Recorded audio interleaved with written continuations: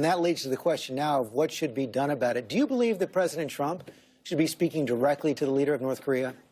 Absolutely, and immediately. This is something that I've been calling for a long time. I've been talking about the seriousness of this threat posed to the people of Hawaii and this country coming from North Korea.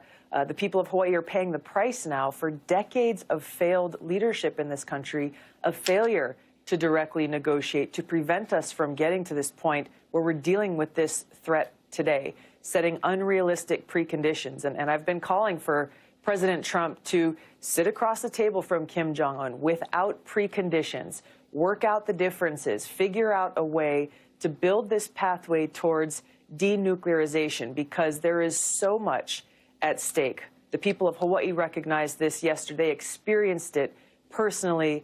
The leaders of this country need to experience that same visceral understanding of how lives are at stake. North Korea, Kim Jong-un says he's not going to give up his nuclear arsenal. Perhaps they could lead to talks of some kind of a freeze. But given that, do you think that we need to bolster the defenses of Hawaii?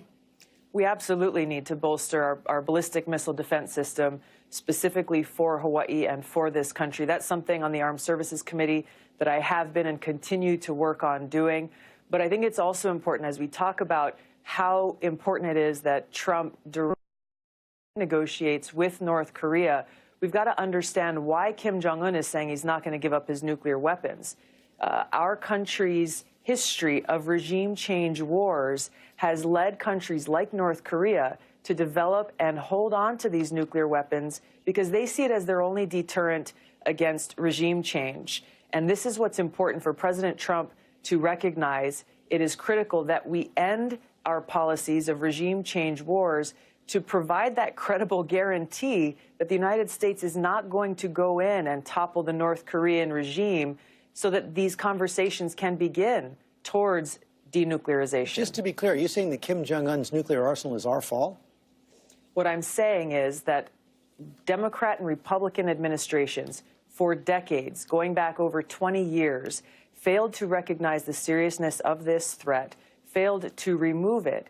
And we know that North Korea has these nuclear weapons because they see how the United States in Libya, for example, guaranteed Gaddafi, we're not going to go after you, you should get rid of your nuclear weapons. He did. Then we went and led an attack that toppled Gaddafi, launching Libya into chaos that we are still seeing the results of today.